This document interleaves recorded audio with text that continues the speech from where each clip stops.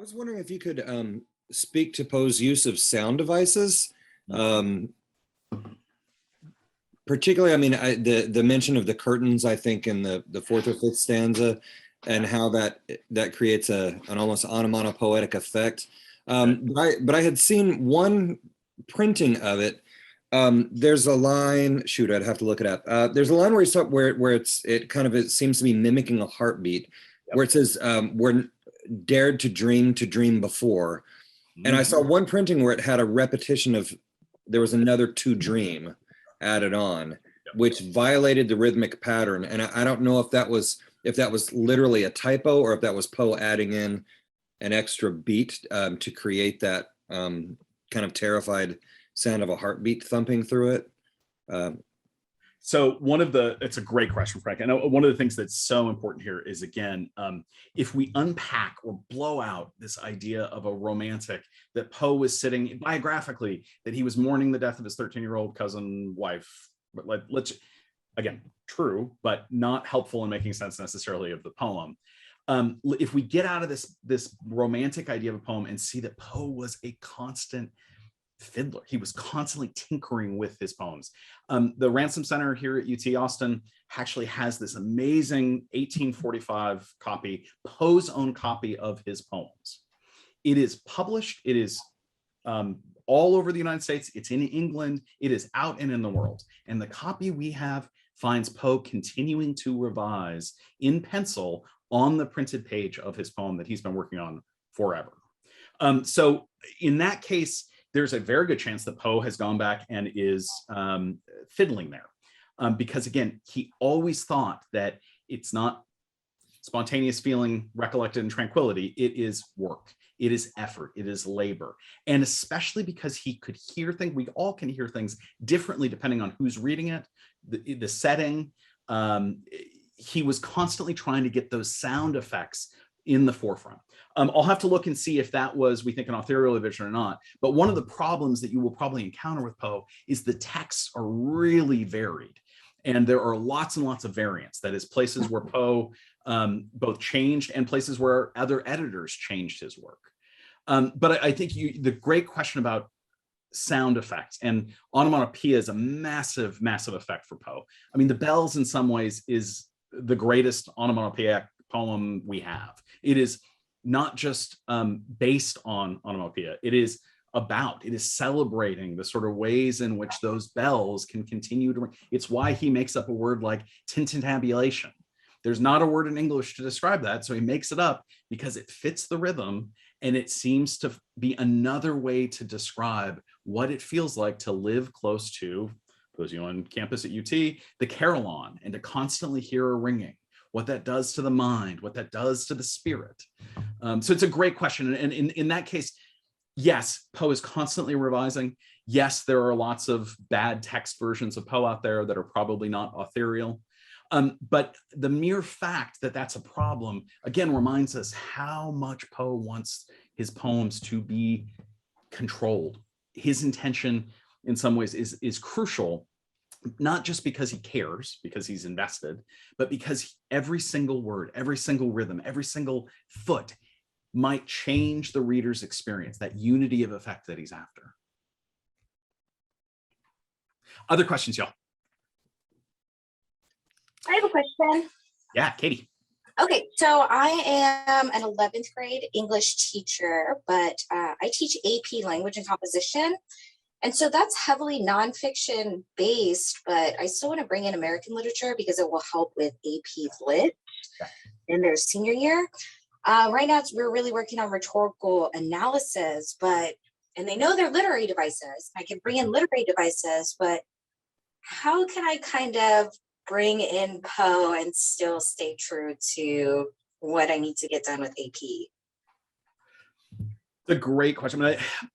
I'm going to punt partially on it just because we'll talk next week too about this, but it's nice to have an author like Poe who says, again, it's not just he doesn't like long poems. He says that long poems don't exist.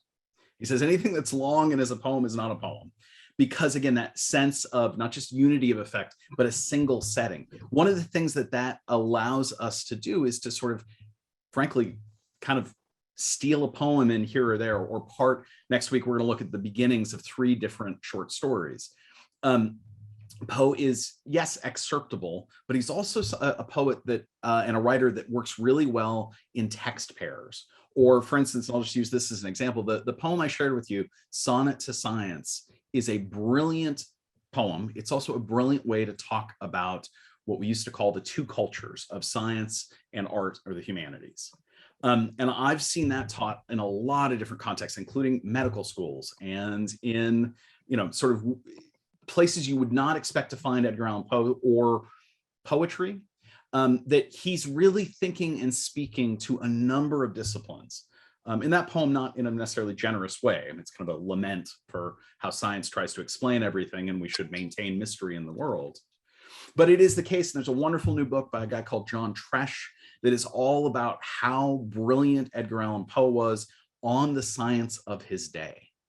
That he was not just writing about or forecasting through science fiction some of the major scientific developments of the late 19th century and early 20th century, but that he was also pretty conversant with what was going on. So there are lots of opportunities to bring Poe's poetry in, also his prose writing, his criticism.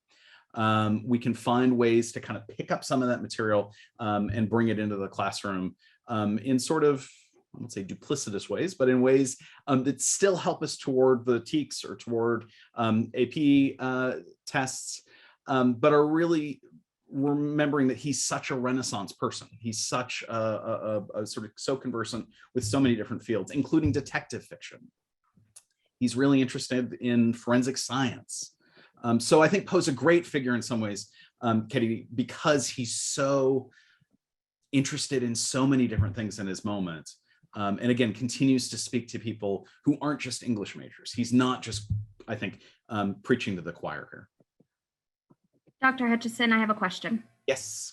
Okay, so I teach 7th grade English, and our team is, we're starting our poetry and drama unit this week. Last week, we introduced Poe and worked on a biography so students are familiar with who he is and what he's about. We're looking at starting off with Annabelle Lee. But we're teaching on-level kids and honors kids, but curious about like an introductory activity. Like, how would you suggest like jumping into this poem? Great question. So I think all the things you described, having some backgrounds, and I actually want to pick up real quick on something Valerie asked in the chat, which is about vocabulary. I know several of you said that, it's 19th century, it's often high poetic discourse, the diction can be a little daunting. I do think, especially for 7th graders, going ahead and producing a little vocabulary sheet can be really helpful. Just so that that's an on-ramp for them. Obviously, that's especially important working with students for whom English is not their first language. But again, I think in trying to introduce students, give them the basic knowledge they need, give them backgrounds, and then invite them into the poem, invite them into Poe. And a wonderful way, I think, to do that is, in fact, and you all now have this, I've made a Spotify playlist for you. Even if you don't have Spotify, you should still be able to log on here. This is available, I believe, in the Google Classroom, but I'll continue to populate this into next week. But because, again, these poems are so committed to the rhythmical creation of beauty, musicians love Poe. And it's not just, rappers like MC Lars, who has this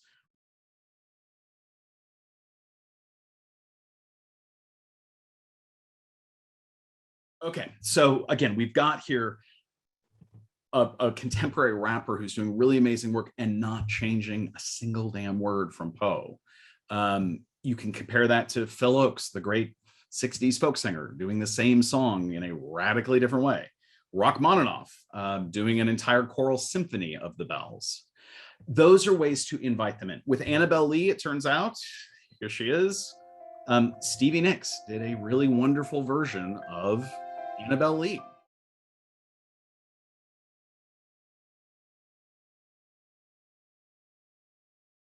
So again, I think those are wonderful ways to get students start with where they're at, try to build a bridge to Poe, get them to not just think differently about poetry or about Poe's poetry, but to hear it differently. And that's a wonderful way, a recitation, a musical performance, start there.